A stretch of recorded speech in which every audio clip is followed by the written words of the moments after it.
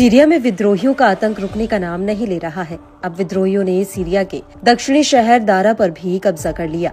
इसी शहर से राष्ट्रपति बशर अल असद के खिलाफ 2011 में विद्रोह शुरू हुआ था। इसी के साथ ही यहाँ ये जानना भी खास है कि दारा सीरिया का चौथा बड़ा शहर है, जिसे बशर अल असद सरकार के समर्थन वाली सेना ने विद्रोहियों के हाथों बीते एक हफ्ते के दौरान खो दिया है। बता दें कि इससे पहले विद्रोहियों ने अलेप्पो, हमा और होम्स पर कब्जा किया था।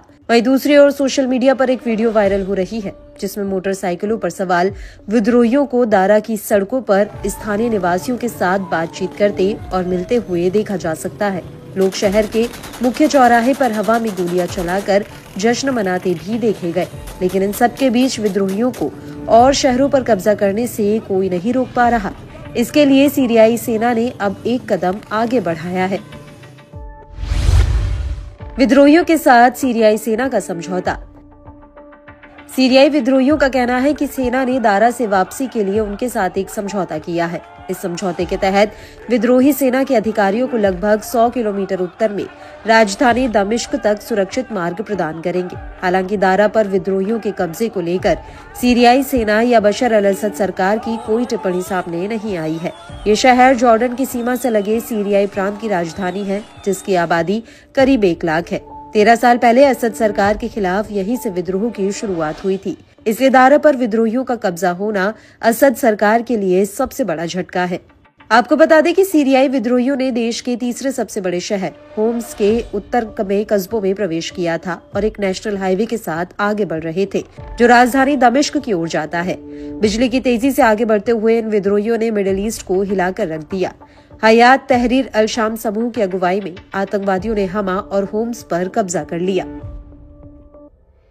दूसरी ओर दमिश्क में रूसी दूतावासों ने एक चेतावनी दिखाते हुए रूसी नागरिकों को सीरिया छोड़ने का निर्देश दिया है। मॉस्को सैन्य सहायता प्रदान करने सहित सीरिया के राष्ट्रपति बशर अल असद का प्रमुख सहयोगी बना हुआ है। सीरिया में हो रही घटनाओं का सबसे ज्यादा नुकसान वहां की जनता को भुगतना पड़ रहा है। संयुक्त राष्ट्र शुक्रवार को कहा कि सीरिया में बढ़ती लड़ाई के कारण केवल एक सप्ताह में लगभग 2,80,000 लोग विस्थापित हो गए हैं और चेतावनी दी है कि ये संख्या बढ़कर 15 लाख तक पहुंच सकती है। लेकिन इसी बीच हिजबुल्लाह सीरिया के लिए मसीहा बनकर सामने आया। सीरिया को बचाने के लिए हिजबुल्लाह ने लड़ाके भेजे। सीरियाई सेना के एक सूत्र ने कहा कि ईरान समर्थित हिजबुल्लाह लड़ाकों को होम्स में और उसके नजदीकी सरकारी सुरक्षा को मजबूत करने के लिए तैनात किया गया है। लेबनान के 2 वरिष्ठ सुरक्षा सूत्रों ने भी कहा कि हिजबुल्लाह ने विद्रोहियों को होम्स पर कब्जा करने से रोकने में असद सरकार की मदद करने के लिए अपने लड़ाकों को सीरिया भेजा है।